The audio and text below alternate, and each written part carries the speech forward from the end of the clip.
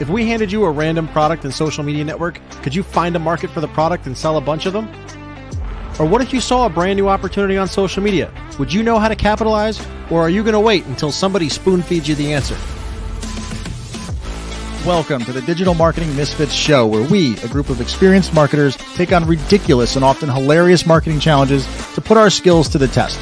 We also discuss current marketing events, trends we see on social media, and more.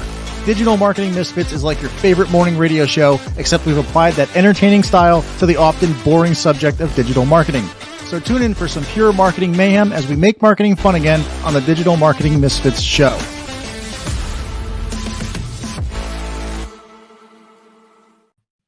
What's up, everybody? Welcome back to Digital Marketing Misfits Show, episode 32. And our regular viewers will notice that we have an additional face here today. So we are joined by none other than Mr. Jacob Caris, who is we'll get to know him. He's a great expert, organic, mostly Facebook marketer, or we'll just say organic marketer, because he can market on any platform. But Jacob, bit of everything. Facebook was really where it all kind of kicked off, but yeah, a bit of everything. Yeah, so we're happy to have you on here today. He's a destroyer. He's a destroyer of leaderboards. If you guys don't know, he gets in there, he gets it, and then he leaves everybody in the dust. Yeah. Well, speaking of destroyer of leaderboards, I mean, this is the point in a podcast where you kind of talk about. I'll ask Jacob how he kind of got started in digital marketing, things like that. But I wanted to show you guys just how long I've been peering in, and how you never know how long people have actually been watching you. I'm going to bring something here on the screen. And oh God, where is this going? Wait for it. I got an email. July 3rd of 2019 from Spencer Meekum says, "Do you know Jacob?" A lot more wrinkles now. Yeah, I was like, it's baby Jacob. But basically, this email, the gist of it is that you had just. Where you became a top affiliate. He says one of the biggest programs out there was this ClickFunnels that you did. Yep. 29. Yeah, it was a ClickFunnels, and you were doing a training, and it was only $97 at the time. Yeah. And it was. I remember getting this, and at the time I was like, "Oh, $97 is a lot." I wasn't quite ready. I was so new. I was like, "Me too." I can figure it out, and. Yeah, because was this the beginning of the journey, or do you want to start just before this email? That's July. I don't actually have no idea what Spencer's promoting there, but he's promoting your course. Yeah, I don't know what is it.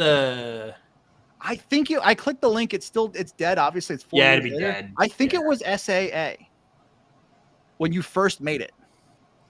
Nah, that's too early for SAA.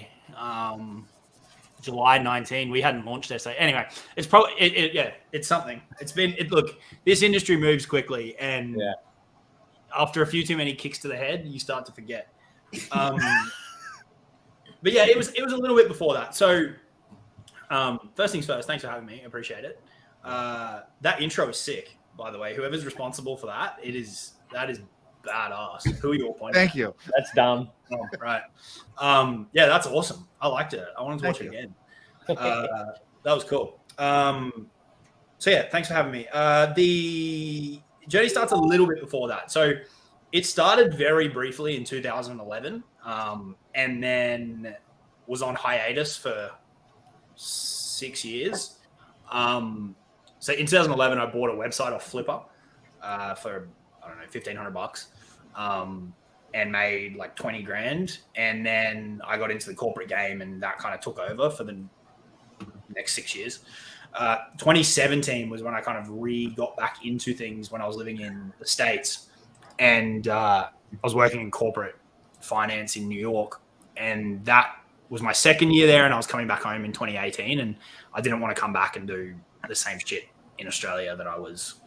Hopefully this is a swearing podcast because we're going to go there.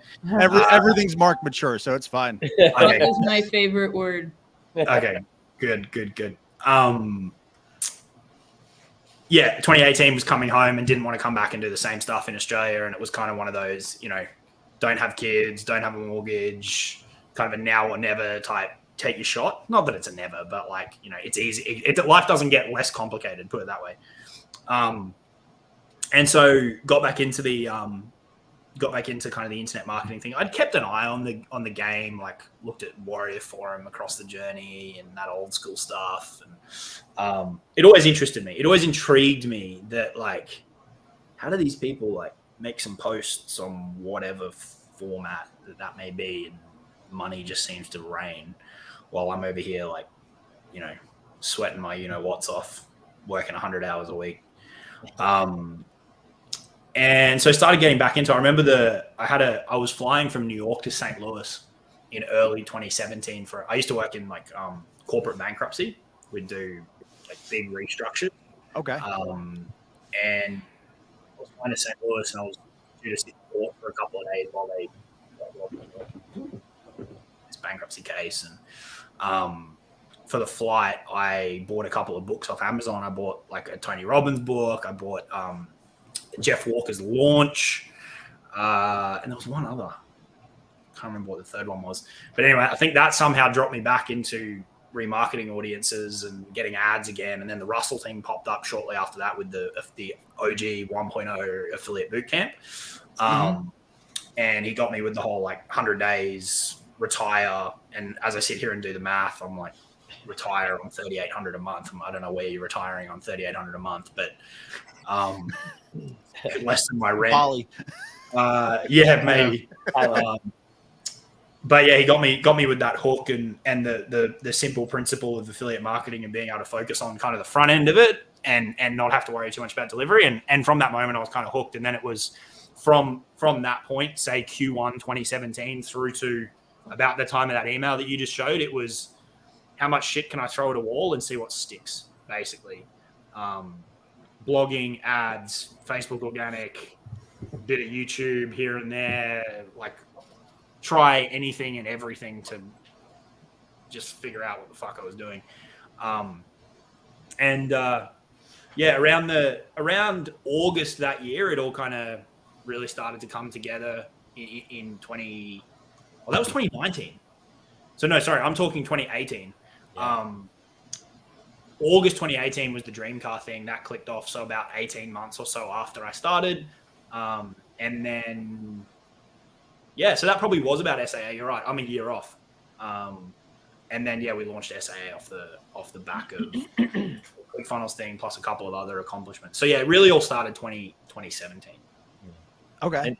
And it was interesting because on your website you had last month that shot of you with Tony Robbins, because you just mentioned Tony Robbins, and you had hit $100,000 day that time. So yeah. So that came. So we did the ClickFunnels thing, and then I was at kind of a crossroads, and I was in a lot of similar circles to people doing the ClickFunnels promos, and you never want to get comfortable in this game, otherwise you'll get kicked up the ass. And zigging when zagging is a great piece of advice from Earl Nightingale. If you don't know where to start, just look at what everybody else is doing and do the opposite. Great place to start. And so I was like, oh, do I keep doing this? I don't want to be like pigeonholed. I don't want to just be like the ClickFunnels guy. And so that's when I went out and started exploring other things and found the high ticket affiliate thing with Legendary.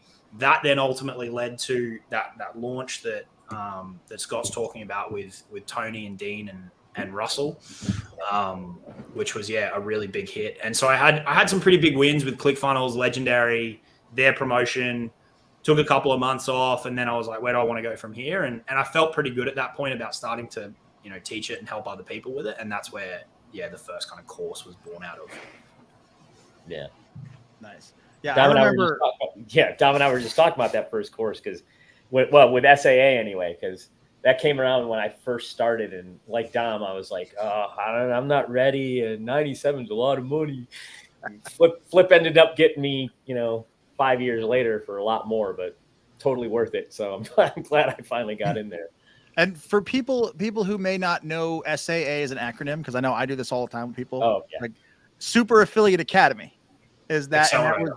Super Affiliate Accelerator. I'm sorry, got it wrong. But that was probably one of the most dominant organic affiliate courses, I think, in the past as long as I've been doing it. Like if you're like if you want to learn affiliate organic marketing, Super Affiliate Accelerator was SAA was it.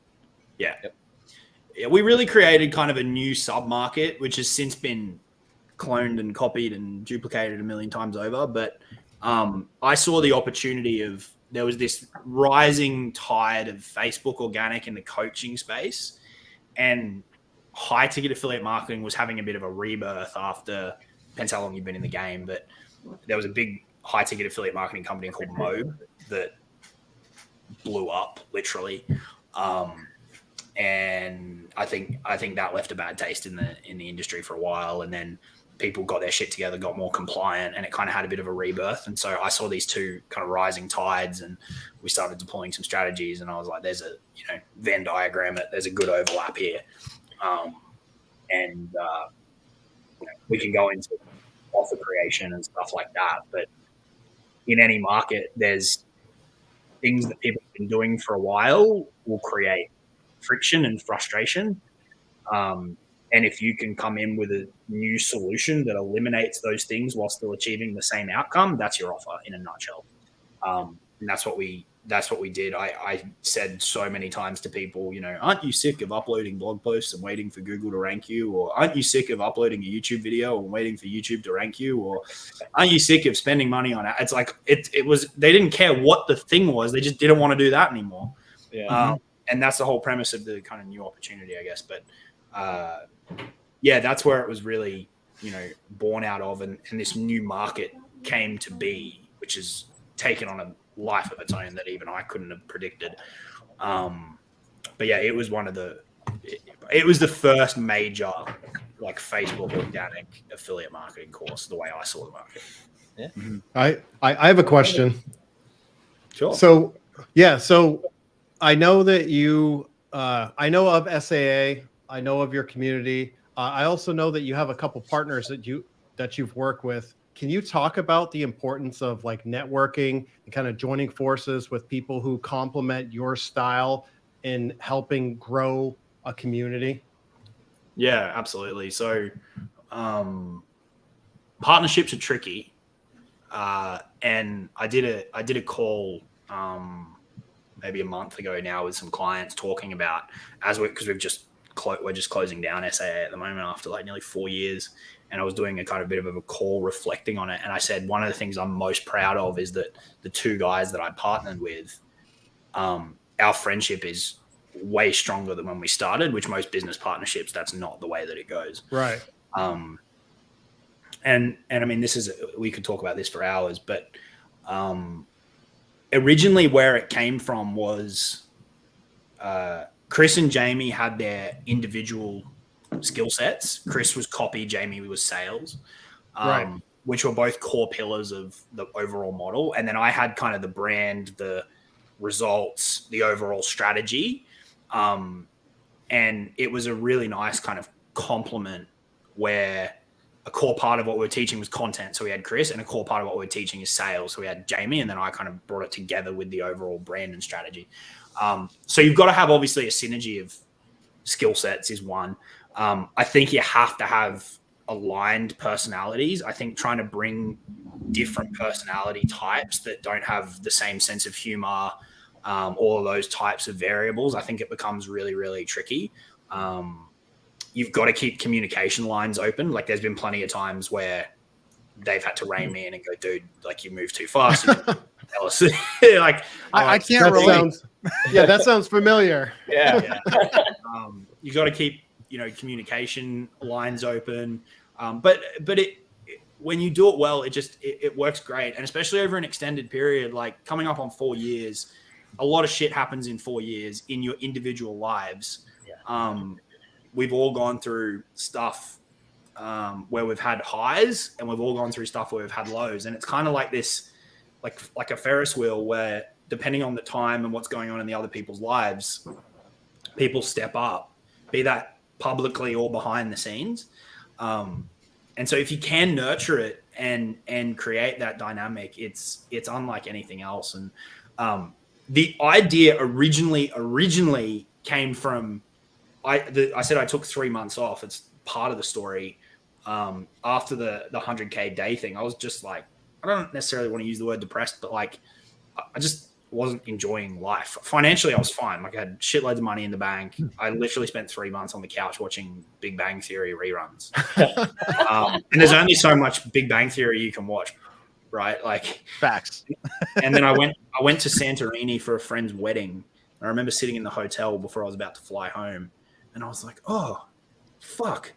I've just isolated myself and there's no people around me. So maybe I should just solve that. It's like the simplest solution in the world, but sometimes we can't see it.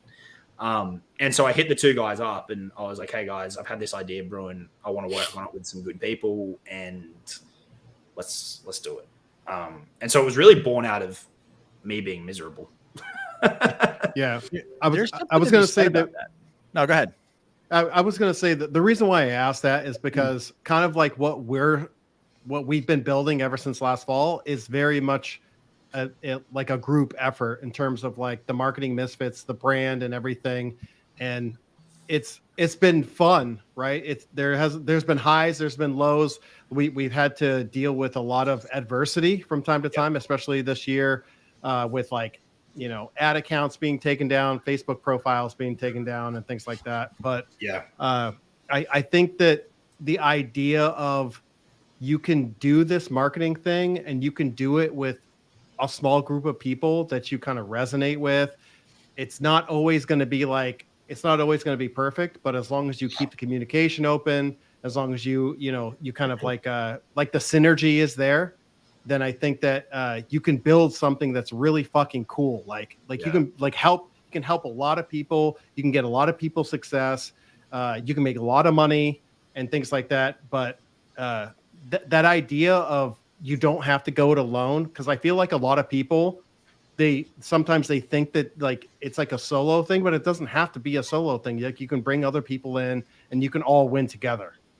Absolutely. And I think the other key thing too is within the limits of practicality, but you need to be really conscious of like not everybody is going to be able to do everything at any given point in time, and you can't have a situation where Scott's talking to Dom about Barb not doing a certain thing at a certain point in time when Barb's got all this stuff going on in her life, and then you're going to roll forward 3 months and Scott's out doing something, and so you've got to become really comfortable with kind of everybody chipping in as necessary and picking each other up. And if you let that happen kind of naturally, obviously there's going to be outliers where someone might go rogue, but if there's the mutual respect there, you can really manage it through, and ultimately it all comes out in the wash. If everyone's kind of contributing in some way, it all comes out in the wash, and that's what you've got to do. And you've got to encourage people to lean into their individual strengths,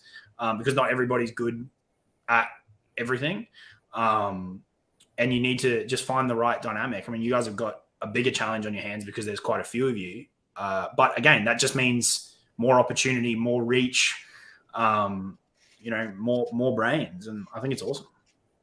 Yeah, I mean, I would say that in terms of partnerships, I mean, there's people go, you have how many partners? And it's like, yeah, everyone kind of becomes a specialist at that point. Yeah. Like as long as you can kind of have your own zone, have your own area of expertise, and as long as I feel like everybody, like all of us, we kind of hit a certain level at the same time. It's not like there's one star and it's everyone else's kind of along for the ride. So as the pie is 7 times as big as it would be if any one of us went alone. Right. And I think that's something that is, if you have kind of an asymmetric partnership where one partner is way bigger than the other, then it kind of is, if you guys are equal and someone's got like a million person audience and someone's got like a 10,000 person audience, like then you're equals, and then there's almost that feeling of like, hey, I'm carrying you. But I feel like if all the people in the group are all kind of in the same playing field, you can all rise together as long as again you become specialized and everyone kind of plays their own position. Yeah, unless you can compensate for that mismatch in other ways, right? Like they might bring the bigger audience, but then the other person can do something on the back end in terms of management or fulfillment or what. Like there might be, you might be able to compensate for it in different ways. But if you like want, how I bring my girlish good looks. Absolutely. and and the Halloween robes in July and August. Although we are going to be in spooky season soon, so it is. I'm manifesting. Yeah, we like Halloween around here. Yeah. Half not of so us much have a skeleton thing, onesies. What? Not so much a thing in Australia. No. What? Yeah. Well, it's a US. That's it's a US true. thing. No Yeah. way. I mean, it's gotten bigger, but that's just because Yeah. people see it in the US and are like, "Oh, we're gonna do That's that," but true. it doesn't. Yeah. Really because we want to be the trendsetters over here. Mm. God. I'm coming over there. Speaking of, I mean, Jacob, you built a brand, so I think you've reached a point in your career where pretty much you could launch an offer and use your brand, and people are just kind of trust it. Like with that 100, like let's go back to the 100K day, right? So what, how many actual sales was that to make 100K in a day? Sorry, that's my Oh, phone. Good. That's an interesting story. So that was like, I think it was actually like 120 grand.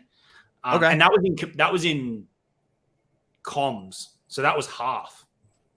Okay. And I think it was like a $1,500 product. So I don't know. Someone can do the math. Yeah, 80-ish products, right? Something. Yeah.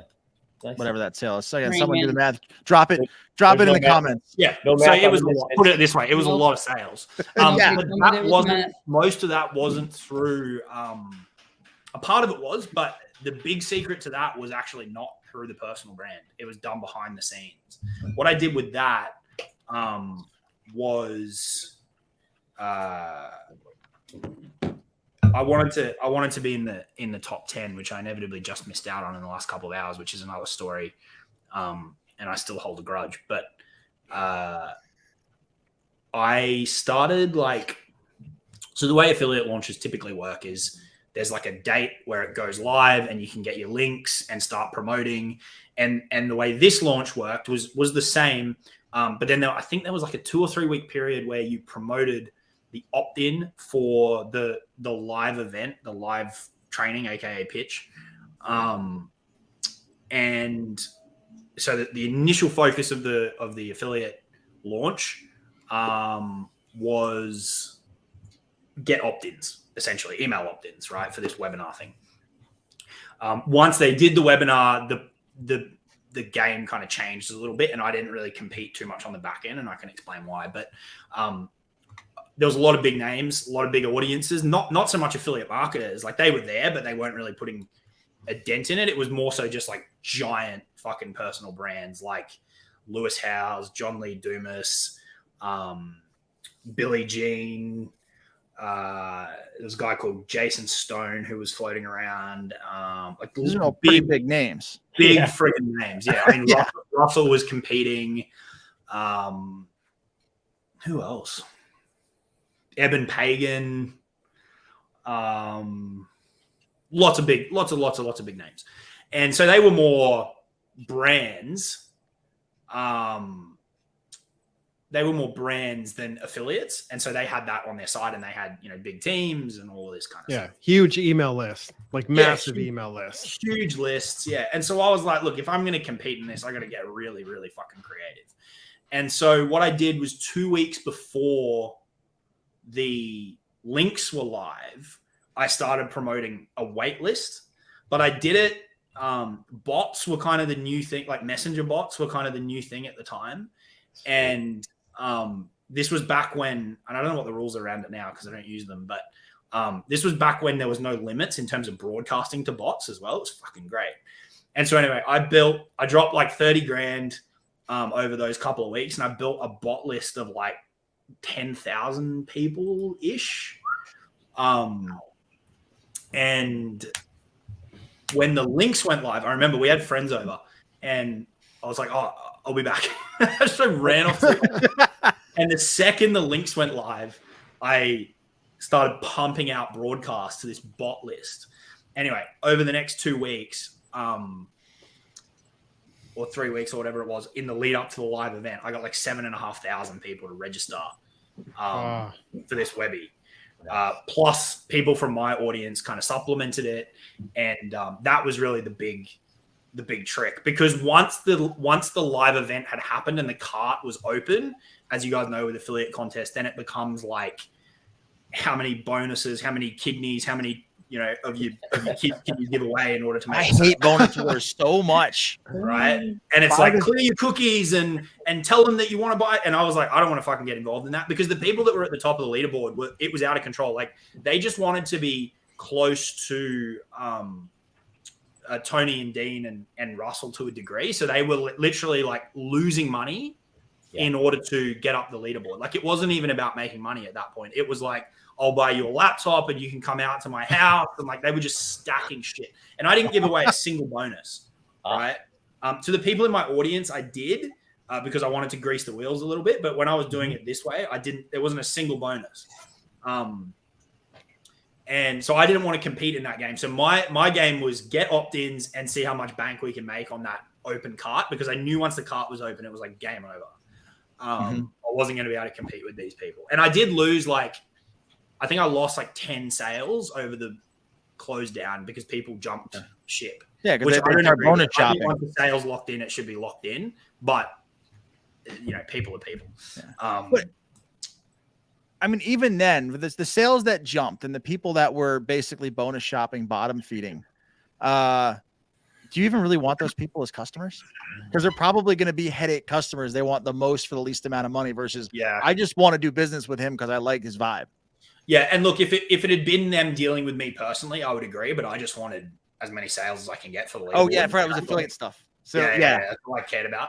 If it was me personally, 100%, I'd be like, take a long walk off a short. And so yeah, I knew that was my window of opportunity.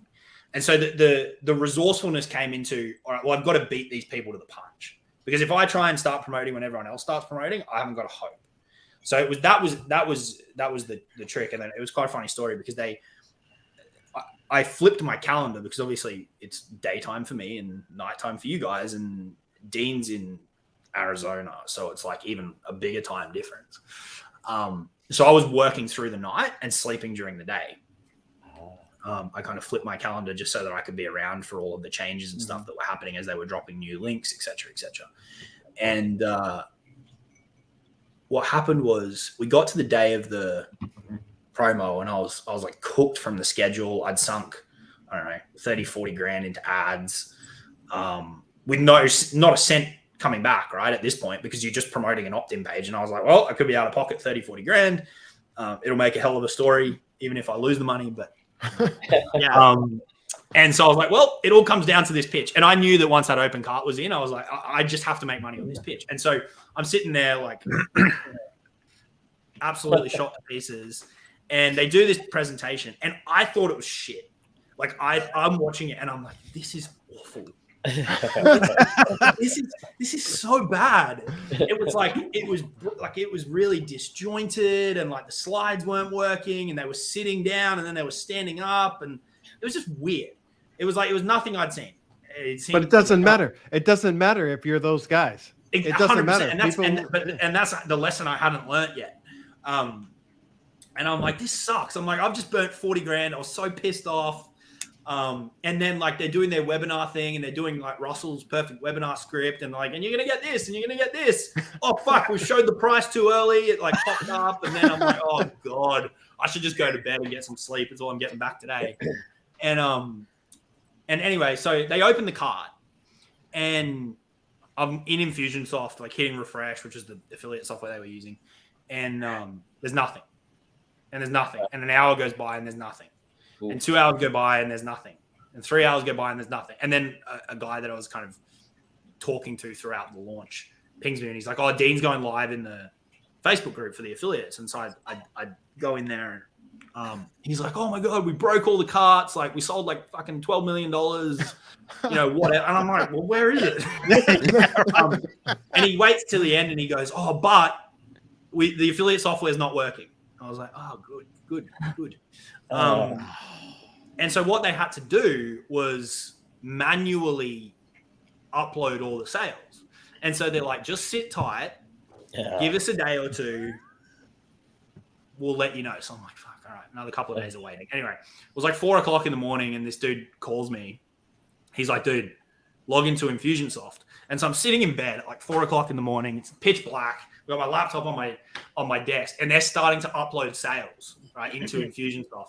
And it's just like, I've never seen money. It was like breaking into a bank vault. It was like 10 grand, 10 grand, 10 grand, 10 grand. Like they were just going up in tranches of 10K all the way up until it got to like 120, and then stopped. And I was like, holy fuck. And so that was that. Yeah. And then you're like, wow, this is holy shit. Yeah. Yeah. That's amazing. That's an awesome story. Doing it over again. I know that people see now, they go, oh, 100K in a day. That's crazy. But like that obviously wasn't one day's worth of work. That was a shitload of work. No, it's just a good marketing hook. Oh yeah, absolutely. And you said 30, 40 grand in ads. I mean, that is props like that. I couldn't imagine the stress that you might've been like, am I out? Am I out? Like what? How? Yeah. So when the ad spend closed, when you stopped spending ads to when the money appeared, how long was that? Yeah, well, I mean, there was another like 60 days on the payout period as well. I forgot about that. So yeah, it was a while. It was probably riding the money for 3 months. Whew. And that was when 30 to 40 grand was worth a lot more than it is to me now. Yeah. Like now, if it happened, I'd be like, okay, I learned my lesson. But back then, it was like, oh, this is a pretty big chunk. Yeah. You know, for sure. Yeah, that's crazy. I don't think that's the first time I heard that story. That's awesome. Yeah. Like that, and then there's one extra part to it, which is I wanted top 10 because top 10 got to go to Fiji with Tony for a mastermind, like just the 10 people with Tony. Wow. And so I was in 10th until 2 hours to go. And what happened was this name appeared.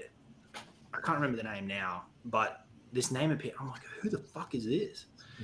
And I start searching the name. They owe me a trip to Fiji. Yeah. And I start searching the name, and I'm like, oh, this is Tony Robbins' business partner. And from one of his other companies, because he's got so many bloody companies. And they just started pumping the promo to that list. So he was essentially selling to his own list, which pisses me off to this day because I'm like, you're not really an affiliate. And so yeah, I finished 11th because of that, which still pisses me off. But yeah, it is what it is. Yeah, I'll take my 100 grand. Yeah, I'd take that. Yeah, fucking 11. Jacob, that picture you have on your Facebook page, are you telling Tony that's what happened at that moment? No, I didn't. I didn't mention it to him. I only had like 30 seconds, so I figured I'd keep somewhat positive. You motherfucker! He had like 4 security. He had like 4 security guards around him too. You can actually see in that photo. Scott, do you have the photo? Can you put it up on the screen? Yeah, I got it up. It's on my Facebook. Tom, what's the last time that happened when you told me to put something on the screen from my thing? I don't know. You watching porn? You guys hold tight. Play the music. I'll see what I can do over here. Yeah, it's. Do you want me to link you to it or? Yeah, I would make it real easy. Drop it in there. Got it up. I just can't. Yeah, this is quite funny, and some people notice this. I don't want to hear Scotty say that again. Yeah, it's in the private chat on StreamYard. Perfect. There we go. So if you pull up that photo. Do you feel like the same strategies you used in the past would still work today in 2023? Yeah. There's a longer answer to that. So see this dude in the middle behind? That guy. Yeah. That's one of his security guards. There was 4. I was like, dude, what the fuck is he? What am I going to do to Tony? The guy's like twice my size. Tony not big enough on his own? Yeah, he's massive. But yeah, so what was happening was people were coming up to talk to him, and it was really interesting because like you can see my hand's kind of near his shoulder, which was fine. You could put your hand there, but one guy came up. He's and put staring his hand you down though for that hand on the shoulder. Yeah, one guy put his hand like on the top of the shoulder, closer to the neck, and this guy was like in 3 seconds was grabbing that hand and pulling it off. Like it was full on. Damn, that's intense. But I guess, I mean, once you get to that level, I guess you need bodyguard. I never thought I'd ever get, like, at what point do you feel like you start needing bodyguards? Yeah.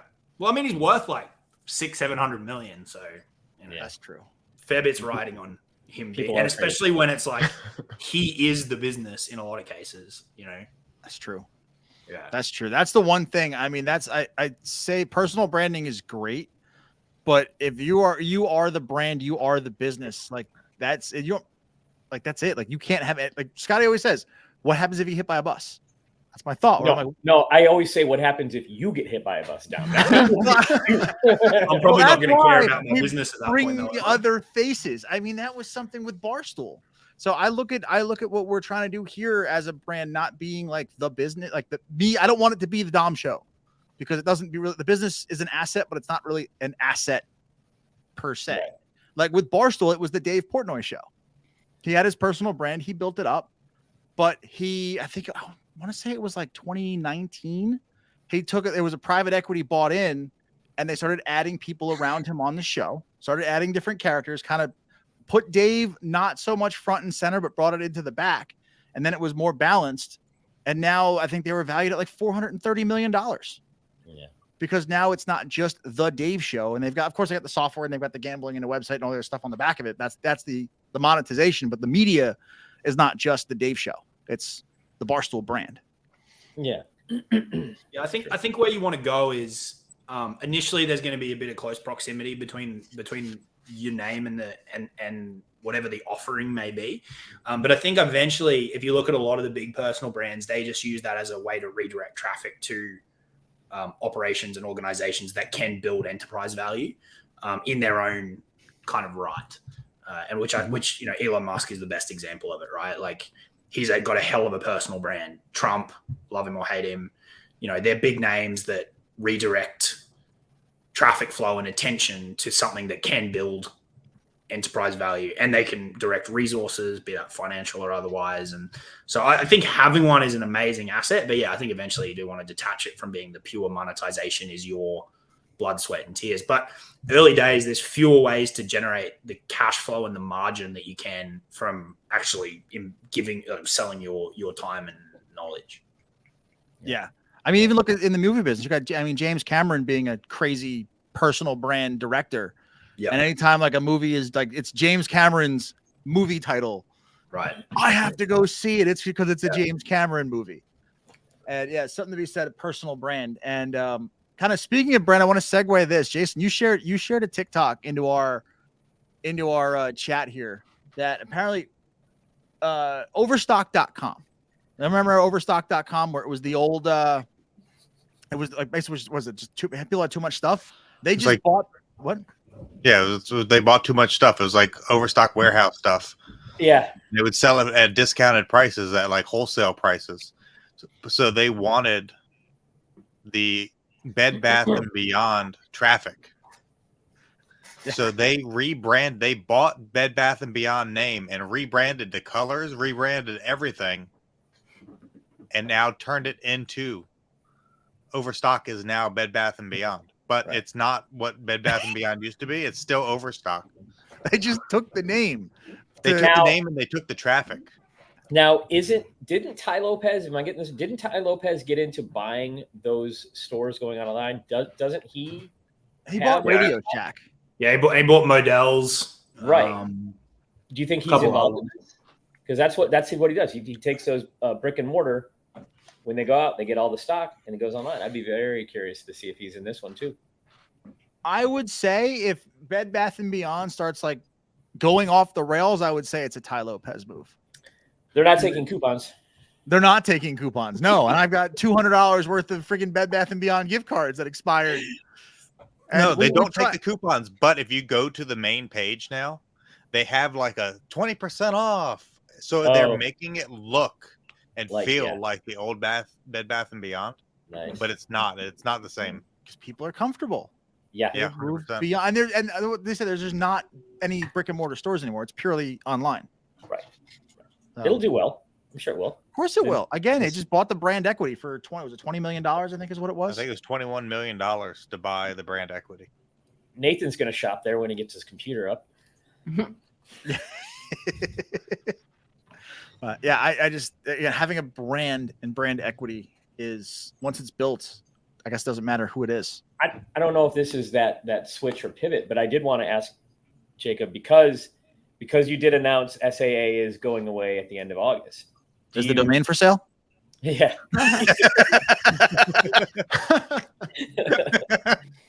Bidding war. Before we jump into that, I think someone else asked about the strategies working in 2023. Yeah, Jamar did. So, I mean, look, if you go real micro and go, would the chatbot strategy still work? The answer is I don't know, because I don't know the ins and outs of how the chatbot game works now. But I think if you take a slightly higher level look at the story I just told, the lesson that people should take away from it isn't it was the chatbot thing. It should be look at any opportunity and go, how can I get a jump on this? And how can I perform disproportionate to the audience and the resources that I have at my disposal by just being a little bit creative. And I think there's always those opportunities out there. I think that's like the real lesson. Maybe it would. I don't know what the deal is with chatbots now, but powered by ChatGPT, that might work. That you're leveraging all these launches, and I know a lot of people would leverage launches because that's usually the biggest push. Either that or do launch jacking, one or the other. Yeah, launch jacking is fun. Good old. Or it was. I haven't done it in a while. Yeah, but going into that, Jacob, I mean, getting the jump on everyone and being creative, I feel like there's especially I see this a lot with beginners. Yeah, and when they get in, there's so much like, where do I click? What do I write? What do I press to make money? First is, why are you clicking? Where are you publishing? Why? And then why are you saying what you're saying? And if people that's too much like hard work. Yeah, this guy tells me that all the time. He's like, make it Cheeto fingers, dumb it down. And I'm like, you can't though. You can't no. Success requires work. Yeah, like Scotty's wearing the shirt. Process wait the longest. That's right. Yeah, and it's funny because one of the main marketing hooks with SAA, which I think is another reason it works so well, was because no one in the affiliate marketing industry had ever marketed, hey, this actually takes hard work. Everyone had done exactly what you were describing, which is tell them that it's easy when it's not. It's very difficult. And I can't play that card. Like, it's not me. I can't sit here with a straight face and tell you it's easy. I'll tell you it's really fucking hard and that you're going to hate life and that it's going to kick you in the teeth multiple times a month. And I'll just tell you the way it is. That's always been my approach. And when people asked me those questions, I was like, nah, it sucks. It's really hard. But if you can figure it out, it's amazing. So that was our marketing hook, was like, this is hard. It takes a lot of work. And people were like, oh my God, you're being so transparent. It's like, well, I'm just telling you the truth. But because it was the opposite of everybody else's, it's so easy bullshit, it was really appealing, which is just another example of go the other way. But that definitely has to have led to you and your ascension to getting quality people in SAA to begin with, and then being able to identify people for the ascension to your inner circle, right? I mean, totally. So you have better clients that you're willing to work with. It's smart. Because you train people how you want to be treated. It's like if you sell people that it's going to be easy and they get in and it's not easy, and then you see all the posts on Facebook. It's like, oh, I can't believe people won't do the work. It's like, well, your marketing told them that if they jump up and down 3 times and hold their breath, like, what do you fucking expect? Yeah. 1 to 2 hours a day, copy and paste. Yeah. It's like you train people exactly how they're going to respond to you. And business is expectation management. If you can't manage people's expectations, you can't run a business. And you either lower their expectations or you improve what you're doing, or both, right? And so, yeah, exactly. Like, nobody ever came in and was like, oh, this is really hard, and was surprised, because I was like, dude, it's really hard. I think I said that in the sales letter. I was like, this is really hard. Yeah. I don't think you ever got a post to go, Jacob, this wasn't as hard as you said it was. Yeah. I was like, it's going to be harder than you think. Like, whatever you think it's going to be harder. So just don't even bother, right? Which kind of works as a takeaway. But the other cool thing too is that we've never had a refund policy for SAA. It's done nearly $2 million. And it says next to the checkout form, which again breaks another rule. It's like, we cannot get the information back once you get access to it. There is 0 refunds, right? Yeah. We've given some out across the journey when I wanted people gone. I was like, yeah, no, get out of my life. Like, you're not worth $100,000, let alone $1,500. But yeah, people don't. If you tell them it's hard and there's no refunds, your conversion rates will not be anywhere near as high as you would chase if you were optimizing for conversion rates. But if you're optimizing for not hating your life on the other side of a transaction, then they're great. Yeah, your payment processors must love you. Yeah. And I don't say that sarcastically. Like, they must legitimately love you because, like you said, you're like, it's hard and there's no refund, and there's probably hard. And again, the only refunds that you're giving are people you're just like, all right, just go. Yeah, go away. I'm doing something that I said I wasn't due, and that's the way to do it. I think for me, that's the way I like to run businesses, where it's just, this is hard. Because again, I feel like also people are, because I think this also comes back to when people start a business, they start selling things online. I feel like very few people start selling things online who are in a place of comfortability. They always come at it or most people will approach it, and even myself included. I really started taking online business seriously when my rental car business went down. I needed to make my next move. So everybody's kind of in the like, I need to make money this month, and I need to make as much money as fast as possible because I have to. And that leads to the over promises, the setting the expectations, I just need to make the sale. Yeah. And then you just crush your personal brand and you get refunds. But if you can stick it out through that desperation, like, coming out on the other side is the exact teacher in all of this. Yeah. And I think that I think is why a lot of people set that crazy expectation. Yeah. I think there's two things that come up for me in what you just said, Dom. One is, I think most people don't want a business. They just want a method to make money. And there's a big distinction between the two. And both are fine, but just let's be real about what it is that you actually want. And I think the second thing is, and this is probably one of the most frustrating laws of the universe, is that the person that needs money doesn't get money. The person that doesn't need money gets money.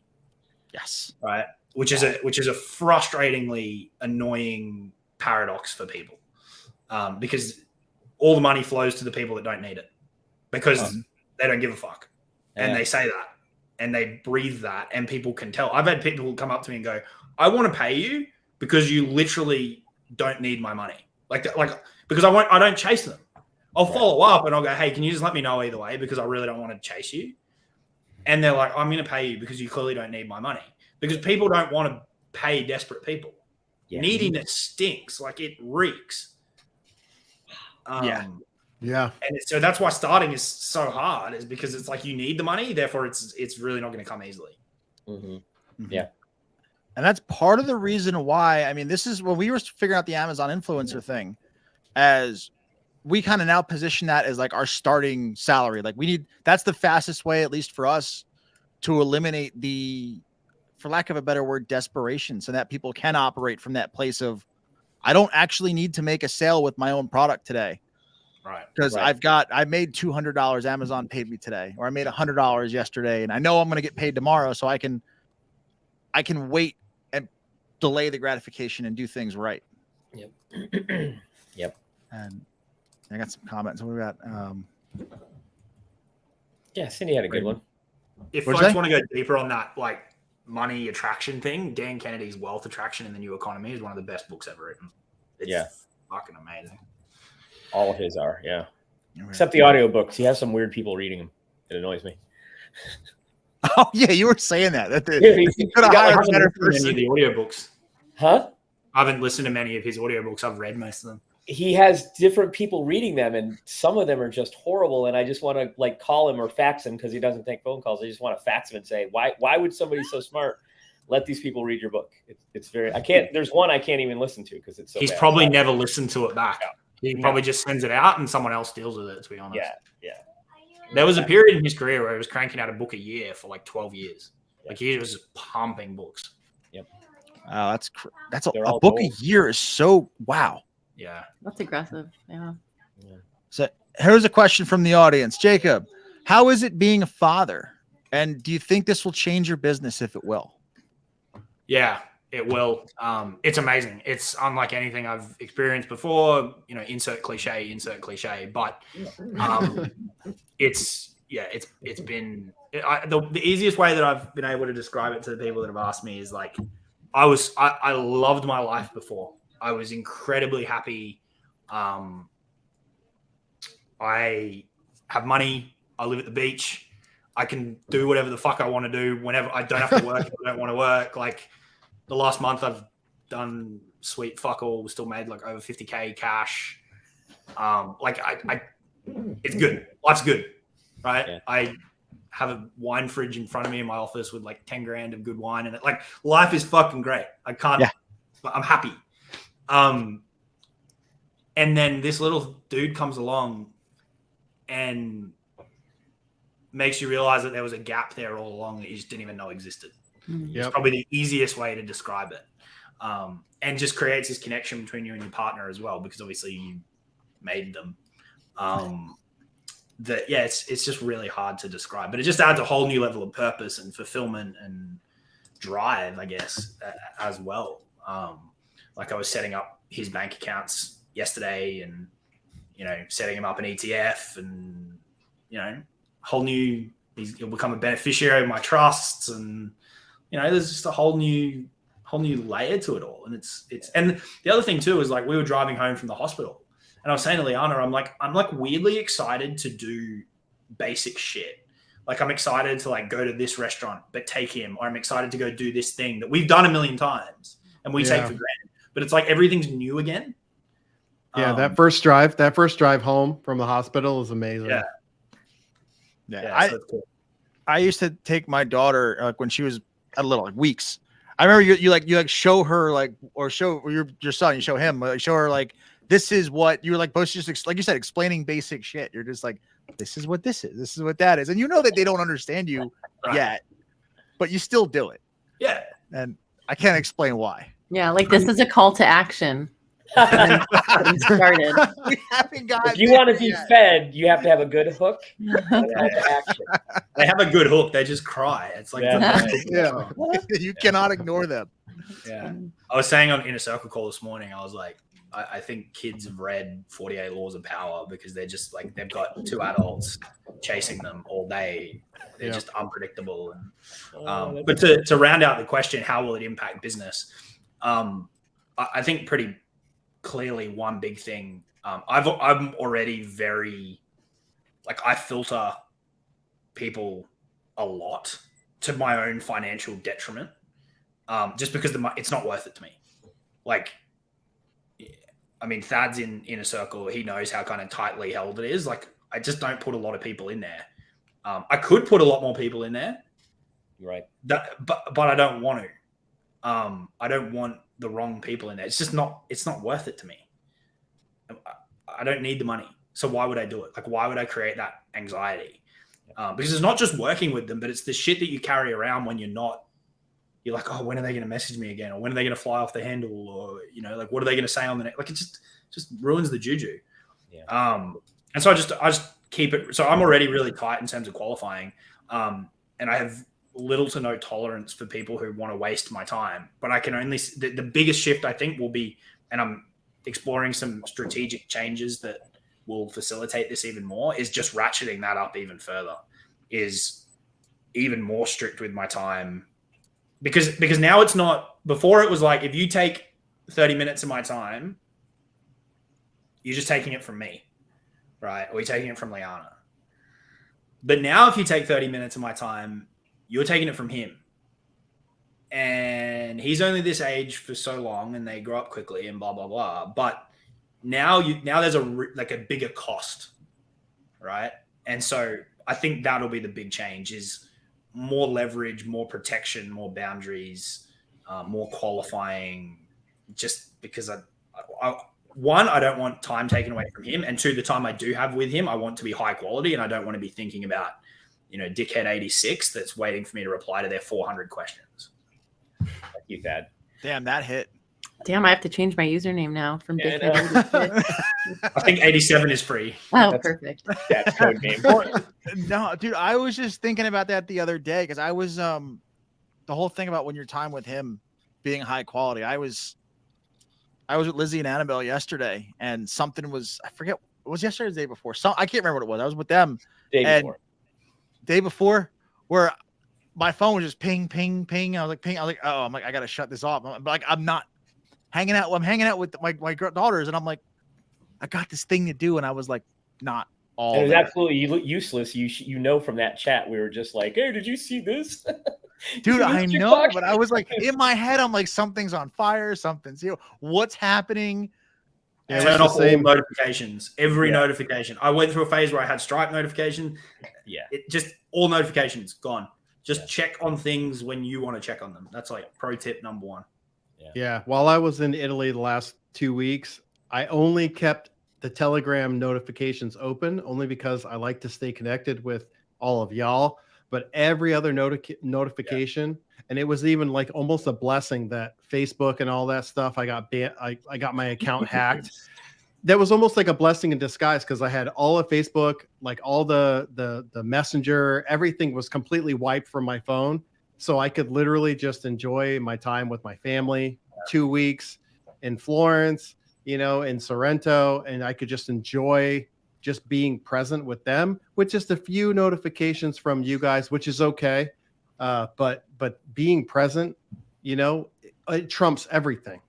It doesn't even matter what's going on, externally. If you can really focus on what matters most, which is your real inner circle, which is your family. Right. Yeah. So. And I think to add on to his, will it change your business? Now, his is not old enough to change anything, but mine is 16, and this is now going to be his gig, and I'm teaching him everything that we've been doing for years, and he's doing this while he's in high school. So I think it's going to change my business, and from my standpoint of having him work with me and for me, but eventually it's going to be his gig. What a cool family business to inherit or take over or start working in, however the terminology you want to use. That's awesome. And I gave him the option. I'm like, you can work with me and do what I do. It's not always fun and games. Some stuff is super fun, some stuff is not. Or you can go out into the real world and you can try your hand at a real job and whatever it is, just to kind of get your hands dirty. All my kids just keep asking for more things and treats, so my legacy is gonna live in fur. Yeah, that's funny. That's great. So, Jacob, I don't know how much. Speaking of time, we were just about coming up on the hour. Do you want to keep hanging out, or is this? Yeah, I'm good. I'm good. I got a clear calendar, so I'm good. Oh, all right. Well, where do you all want to go from here? Because usually we're like right on that hour point where it's like, do we want to go into bonus time? Well, you should definitely check him out there. Yes, go for it. Before, in case we don't do this, go check out jacobcaris.com for everybody there out in audio land. Is there anything else people should look to try to find you? What your platforms are? I mean, I create on YouTube. I write on Facebook. YouTube gets spun off into a podcast, so you can kind of consume in whatever way that you want to consume. The way my model kind of works is my view is build a world and let people hang out in it and read and watch and listen and maybe buy a thing or two when they are available. And then in 3 months, 6 months, 12 months, 5 years, maybe we work together directly. And there's an application process, etc., in order to make that happen. So that's kind of my approach: is come in, hang out, learn, and then if and when you want to do some work together, we can do it. So it's pretty chilled out. And, Jacob, speaking of you, I've seen a little bit of the tour of your new place. Do you still have that killer outdoor deck? Will we still be seeing some of it's even better? Yeah, is it? Yeah, because if you even don't, better, yeah, it's bigger. Go to his YouTube, check that out for some inspirational words and the view, and then you're gonna have to watch it. I think that's why you do it. You have to watch it a couple times because you get lost in your background, and you're like, okay, I got to go listen to what Jacob said again. It's good. Yeah, no, very very lucky. The Gold Coast here in Oz is beautiful. Yeah. Yeah. Do you now? Was it just Facebook stuff I saw? Where you sometimes you do it from down on the beach itself, right? And you do like a morning walk. I've done that as well. Yeah, every time I try, and this is where I was saying I'm not. I can't remember if that was before we were on air or not, but like I'm just not techie at all, right? Like it's just not my jam, and thankfully you don't need to be in order to make a lot of money in this game. It's every time I've tried to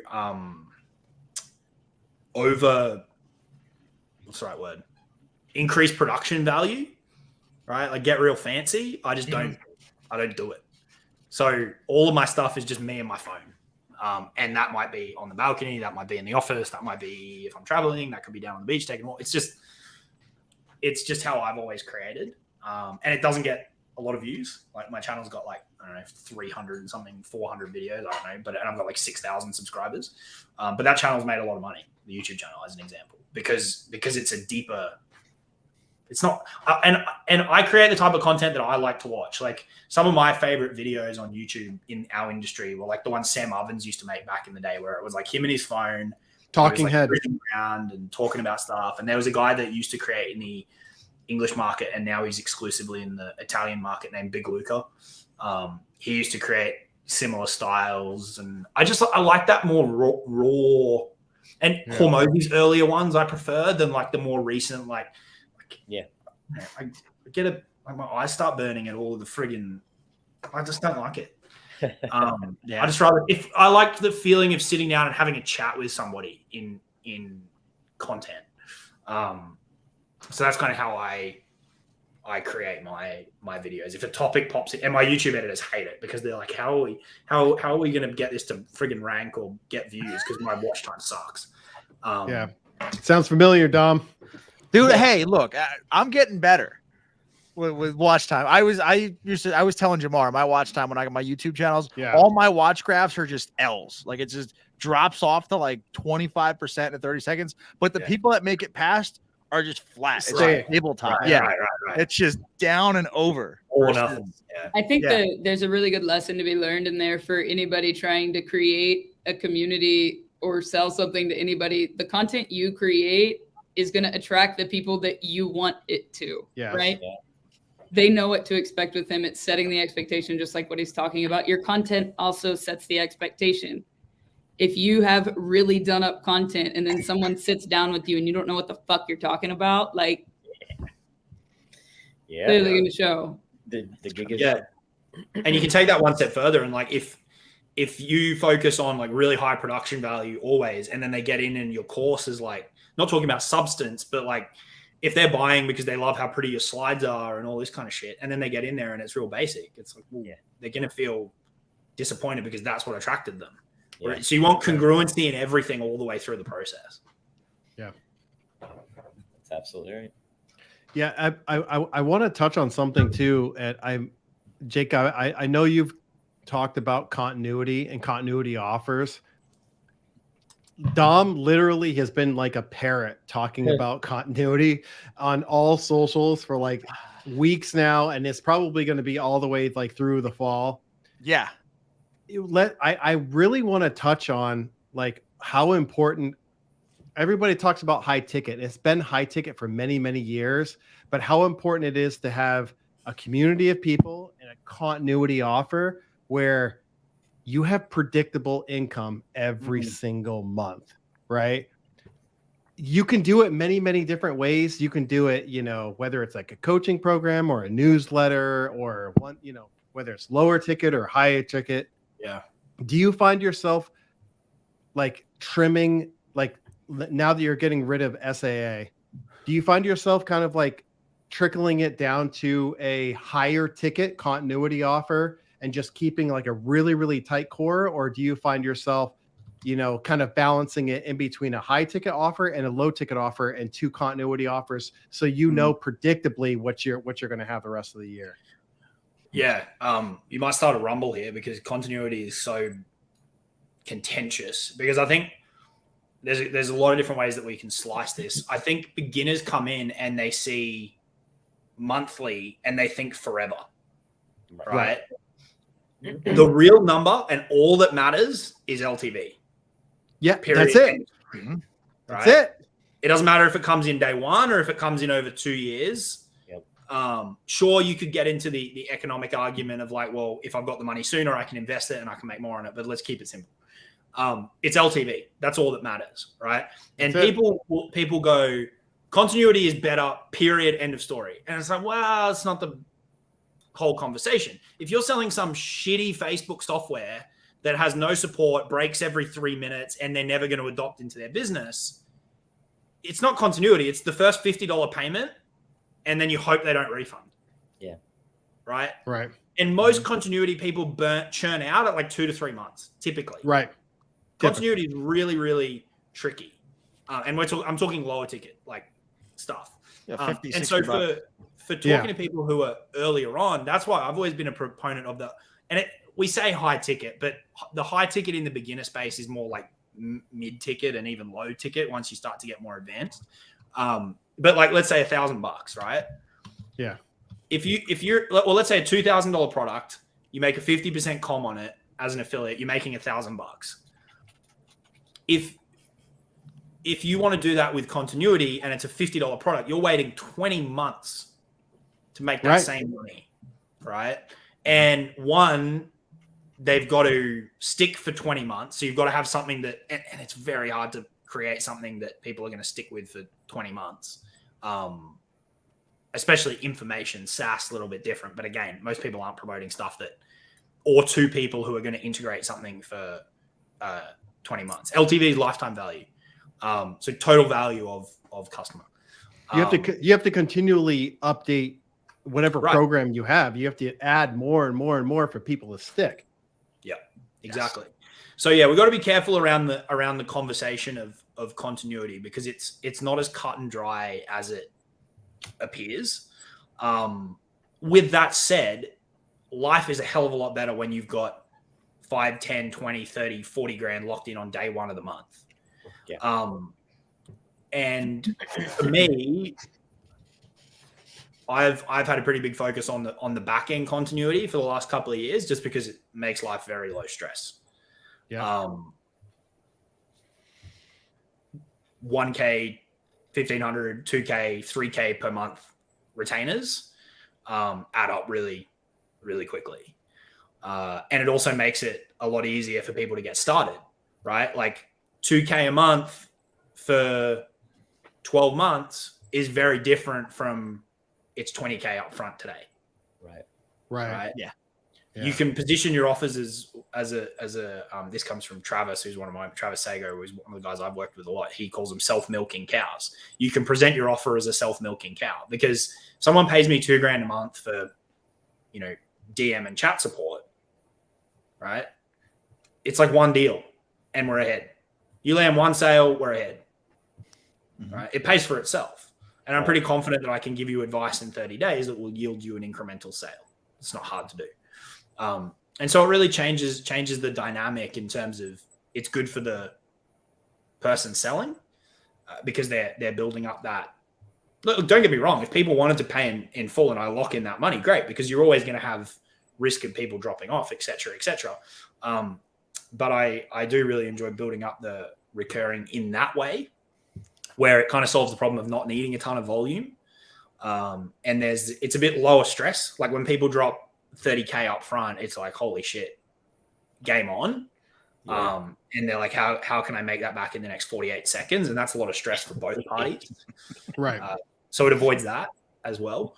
So that's what, for me, that's the continuity I like. And that's what I'm focused on with kind of my inner circle is we do those types of arrangements. Yeah, we do a PIF discount if people want to take it, if they've got the cash up front and would rather save the money. But that's the type of continuity I like to build. I've got a newsletter that's like $27 a month. I don't promote it a ton. But yeah, it's hard to get people to stick on that lower ticket information stuff. It's not, and there's a lot of very smart people in this industry who still haven't cracked continuity. I've heard Frank Kern talk about it, how hard it is to get people to stay beyond 2 to 3 months on the lower ticket side. It's because life is busy and like we disengage. And so unless that thing becomes super integrated into your life, it's really hard. It's really, really tricky. So I don't know if that answered the question, but that's kind of mine. You got to make it sticky. Yeah. And that's why, and I think part of sticky on continuity is having people log in every single day if they can. And you also want to, your continuity for information, like you said, Jacob, it's really, really hard to do, right? But continuity for implementation, I feel like is an easier nut to crack. Absolutely. Because versus, let me give you all the information up front. You're paying me recurring to help you implement along the way. Right. That's kind of where we were trying to go with our coaching program. Is like, here, just on your first day, you get all the courses, you get all the stuff. We're bring people to a certain point, and then along the way, it's like, bring us the problems. We'll help you work through them. Go through there, and that's why you come back to us every month. Yeah.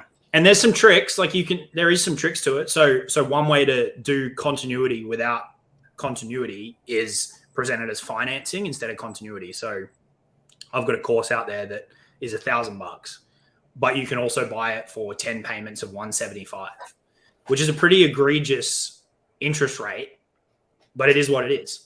We present it as a financing option, right? We say you can pay $175 today and then 9 more payments of $175, but it's not a cancel anytime. It's not a subscription. It's financing. It's installments. It's financing. Which is a completely different dynamic. And you need to be incredibly clear about that up front, because people think the monthly payment subscription, so you need to be explicit about it. But that's one way to do content. And I don't have to create, like we have $175 payments that click every month, but I don't have to create anything new because it's not a subscription, it's financing, right? Yeah, but how do you manage? So then how do you manage it? Because $175 for, what is it, 10 months? How do you get people to pay all 10, especially with information? Because they get it all on day one. Because we tried with our stuff. We tried 2 pays of $5.99, and we would have a fair amount. We wouldn't even collect the second payment of $5.99. People would just bounce, let alone trying to collect over a 10-month period. That's just. I think it depends. One, I think the amount, right? $175 for people who have got a business and have got a bit of money. Like if I have a $175 payment come out of my business account, I don't really notice it. The balance doesn't move very much. Mm-hmm. 2, it depends on the people, right? if you're selling to people who know you, have consumed your stuff, they don't want to let you down, right? So that, like I always try and, I think there's one case where I've pulled out of a payment plan, and it was because the person didn't deliver on the thing that they said they were going to deliver on, right? I made the first of like 4 payments. I think they were quarterly, and I hadn't received a bunch of stuff, and so I was like, look, guys, I want to pull out.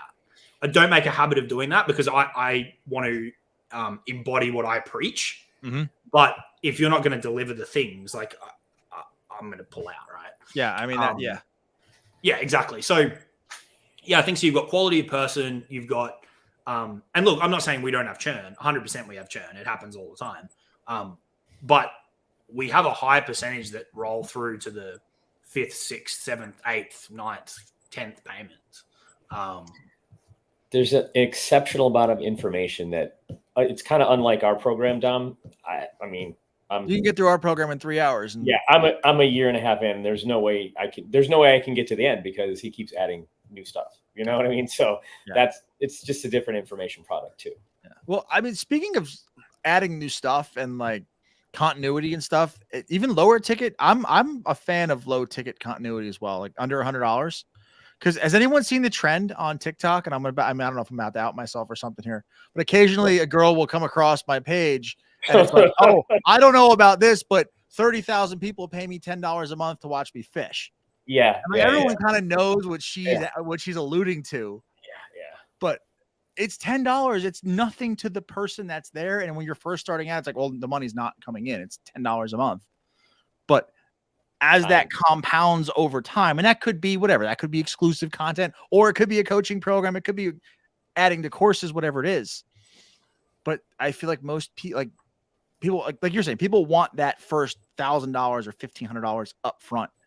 But every month you're starting at 0 versus just let that $10, $20, $30, $50 continuity program build over time. And eventually, again, you got 5,000 people paying you $20 a month or $50 a month. And it's like, I'm never going to have a 0 month again. Right. I could stop for 3 months and maybe I'll churn it. Maybe it'll atrophy to like 30 or 40%, but you're not going to go to 0. Yeah. I mean, you've got to have a way to get the volume, right? Because that's a lot of volume. Yeah. Yeah. So you got to have that mechanism to be able to get the volume and then maintain it, which takes skill. It takes a lot of skill. Yes. And that's why we kind of do the whole content creation short form using that distribution Like if you can master short form, you can pop off. I mean, Jason, you got how many views on your stuff within Facebook account? Is what 5 million, 6 million views? 18 million views from 10 videos in a week and a half. Nice. Yeah. Now they weren't sales either. There wasn't like strong selling CTAs. There was not strong selling CTAs. No, that was mostly value content. It was kind of like Jason showing our students, okay, this is what I say to do. Watch. And then he did it and they're like, oh, it works. You want to do that for me, Jason? Say that again. You want to do that for me? Yeah. Yeah, get Jacob 18 million views. I mean, but also though, if you mix in a couple of sales posts in those two, yeah, you might have the volume, especially if it's something that's low ticket and high leverage. Like you're not going to bring on 4,000 one-to-one coaching students. You'd never sleep. I mean, just physically not enough time in the day. But something for a membership site or a low ticket software like a funnel builder. I think if you were to make 9 pieces of value content that somewhat makes sense for your brand, and then 1 piece of content that has that offer or that call to action to go buy something, it becomes a numbers game. Now, obviously, I think Thad makes more content, for example, that, hey, I just want to talk to my target audience and that's it. And I kind of went the route of, you know what? In order to maybe find my target audience and get in front of them, I sometimes have to get in front of the masses to get to that target audience. And it becomes a numbers game at that point. And I want to put my face out there, build that brand. Both of those strategies work.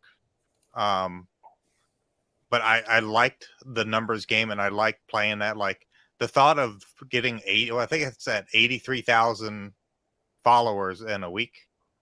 That's insane to me. From 10 videos. But yeah, that is a good strategy, and it did pick up leads because it did work. Because I tried, and I did have 1 or 2 videos in there that had call to action and picked up a big number of leads. Nice. That's awesome. Oh, Jamie, how much has that audience been worth? Say again. How much has that audience been worth thus far? I haven't leveraged it really much anymore. I just did that as the test. Oh, right. Okay. But I think its value was probably 10,000. Okay. I can speak specifically to my one video that has ultimately made us a shit ton of money. Organically, it got about 500,000 views, and through our promo link, paid $32,000. Yeah. That's That was awesome. good. Yeah. A good setup. That was very targeted, right? Like we knew exactly who we were talking to in it. And ultimately that turned into a paid ad. So if anything, just create the content, test the content. If you want to play the bigger game, put that content into an ad and restructure and just take off. What was your hook on that one, Regan? You've been lied to. Yeah, you've been that freaking ad. We ran that, Jacob. We were running this we were running leads to a make money style, business opportunity webinar. That single piece of content was collecting leads at $1.35 to $1.50 each in that niche. And I came back and I was like, holy hell, we're onto something here. Yeah. But yeah, people love being told that it's not their fault. So it doesn't surprise me. Yep. Yeah. Well, there've been within that, we tested multiple pieces of organic, right? And I think we consistently kept our leads under $3 for the ones we ran consistently. Yep. So organic's going to tell you what works. That's the cool part about the volume game of short form content. That's how you want to play, and that's your long-term vision, right? You have to test that content to get out there. Yeah. I am obsessed with this cat right now. I know. Big cat win. Big cat win. Pre-show, Barb was like, well, my cat just comes up and walks across the keyboard. Well, she wasn't lying. No. That's awesome. But I mean, this stuff's really interesting to me because this is a different world to what I play in. Like, I was doing the math the other day for a post. And I'm like, my audience is 19,000 people. When I add up my email list, my YouTube channel, Facebook, it's 19,000 people. And that's obviously it's the biggest it's ever been because it grows. And it's just my jam's been relationships and monetize off the back of that, as opposed to go viral and as you said, play the numbers game. So this is a different It's a world. completely different strategy, and both strategies worked as I've done both of them. I think that there's a bridge there, though. If you're building your personal brand, it's okay to test content that you want to turn around and then run as the ad, right? And that's where the volume game's kind of cool, but you've got to be willing to do something with it if you're just putting it on the organic side as a numbers game. Yeah, absolutely. I mean, I feel like the best of both worlds, bring them together. And absolutely. I feel like in every business, at some point, you're going to sort the wheat from the chaff. It's just that I feel like, Jacob, your style of doing it does it during the content, as evidenced by, say, watch time on YouTube. Like, people are like, oh, this guy's, I'm not going to watch him because there's not enough effects, there's not enough things and pops. And then you're like, and then the people are like, this guy's awesome. Where do I pay him? Like, before they even talk to you or reach out to you in a DM, versus you have the you've been lied to. This is going to be easy. Let me go in, and then you collect the lead, and then they get sorted through the email, through the presentation later on down the funnel. And again, it comes out. The sort happens at some point. It's just a matter of when. Yeah, it's like where do you cut it off? Exactly right. It's like, do we go wide earlier, and honestly, that if you're looking at like asset building, that's probably a better approach because you're going to build a bigger list. Blah blah blah blah blah. But it's also not easy to go viral, right? And there's side effects. Like there's pros and cons to everything. Like, do you want to deal with that attention? Do you want to deal with all of the weirdos that come out when you do that kind of shit? Speaking of weirdos, I have 140,000 people that follow me on TikTok. 60,000 of them came from a video I was talking about selling pee. Yeah. You want to talk about weirdos and weird DMs? What? Pee, as in urine. Yeah. There was a girl with blue hair who was like, I made $100,000 selling my pee, and I stitched her. And I was like, oh yeah, we teach you to sell anything online. We mean it. Here, I'll show you how. Dude, my DMs got so strange, and I was like, 1.6 million views later, I was like, God, I was just talking about selling online, not actually how to sell pee. It was lesson learned. Side effects of going viral. Yeah. That was a strange experience. So I was like, yeah, maybe we won't do that again. But Jacob's content also allows him to kind of smoothly pre-qualify people, so that by the time they enter his world, their wallet's open. They kind of know him in a way. So yeah, there's definitely pros and cons to going viral, or just kind of not smooth talking your audience, but the message is there. They can see it on YouTube. They can watch it for a while, and they can say, okay, I'm ready to go in. And then he doesn't have to do any selling. You know, Thad's smooth operator. Thad. Yeah, I know short form content is like it's like the gateway drug, right, to content creation, because it's so simple. It's 15, 30 seconds long. You can just hit record, just like speak into your phone, and then you just post it and you just walk away, right? But I think people forget a lot that long form is king. Like, if you can sit there and just talk into your phone for 5 to 10 minutes and really deliver value where people will consume, even if it's a small audience, if people will consume that content to the point where they feel like they know you, they understand you, they got value, they will literally hand you their credit card. It doesn't even matter. As soon as you put an offer in front of them, if they've been consuming your content for 6 months, 9 months, a year, and now you're like, okay, I got this going. It is unbelievable. Short form is great as kind of like an introduction. You get them onto your email list. You got different avenues and different touch points and stuff that you can get them to. But if you can put long form in front of them, in my opinion, there's nothing better than like YouTube or something like that, where you can deliver unbelievable value to them to where they trust you enough to give you fucking money, right? Mm-hmm. So yeah, it's width and depth, right? Like your short form is width, it's eyeballs, it's attention, it's awareness, and then depth you've got to build in other ways. Yep.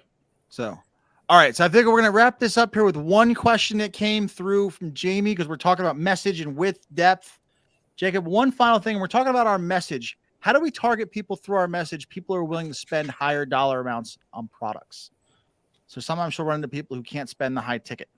Yeah, I mean, you're always going to run into those people. Like, you're never going to fully eliminate those. So don't set yourself up to fail by expecting that. Like, my inbox is full of people who want to buy things that can't afford it, or at least they tell me they can't afford it. The goal is just to not waste time talking to them and to figure that out sooner rather than later. You can eliminate more of them by moving the price conversation earlier in the process. That could be in the content. That could be, I went through a phase where I'd get a message and I'd go, happy to chat to you. Minimum investment's $2,000. Is that cool? Like, we just put the price on the table up front. Yeah. The sooner you drop it, the more you're going to repel them, right? To avoid wasting time. The question around, through your message, the people who are willing to spend higher dollar amounts on products. So I think one of the myths is that there's this big group of people out there who are just sitting waiting to spend money, right? There's a few, but that won't make you super rich, I don't think. For me, the way I've done it is you create those people through bringing them into your world and then developing that connection. And that's what creates the price elasticity and their willingness to spend more, is through, as the relationship gets built deeper and deeper and deeper and deeper, the price elasticity increases. Somebody who's on day one in my world might have a price threshold of $1,000. Somebody who's on day 400 might have a price threshold of $30,000. Right. So you create the people who you create the relationship with the people, which ultimately creates the price elasticity. That's my kind of view on it. Obviously, there's the more tactical element of like, where's your traffic coming from and what are you saying to people in order to generate the traffic, right? Like, I'll look at people's stuff and you read what's in their content and it's like, are you broke and struggling? And it's like, well, no fucking wonder your inbox is full of people that don't have money. Why is that a surprise? Right? Or people that upload these videos and they're like, how to do this without spending money. And then they try to pitch them something and they're like, no one can afford it. Yeah, no shit. Like, why are you surprised by this? Yeah. You know, if you drive a car in the wrong direction, you're probably going to crash. Like, you're asking for these people to come into your world. So create the stuff that's going to, set the right expectation. And so things for me around that are, being crystal clear that you sell stuff, being crystal clear that what your stuff costs, at least loosely, developing that real connection with them, which splinters off into a whole heap of different things that we can talk about for a long period of time. Another way to increase price elasticity and reduce objections is how similar something feels. So there's a pretty standard law which says that if people feel like they've seen something before, you're going to get more objections, because then you have to justify to them why it's different. If they've never seen it before, you're going to get less objections. So something that's different, something that's unique, something that feels at least one of a kind-ish, will reduce objections and increase their price elasticity, the size of the promise or the size of the pain that you're solving.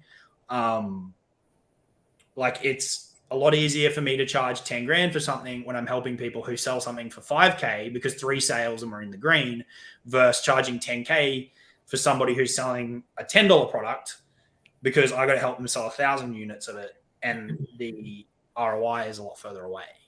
Yeah.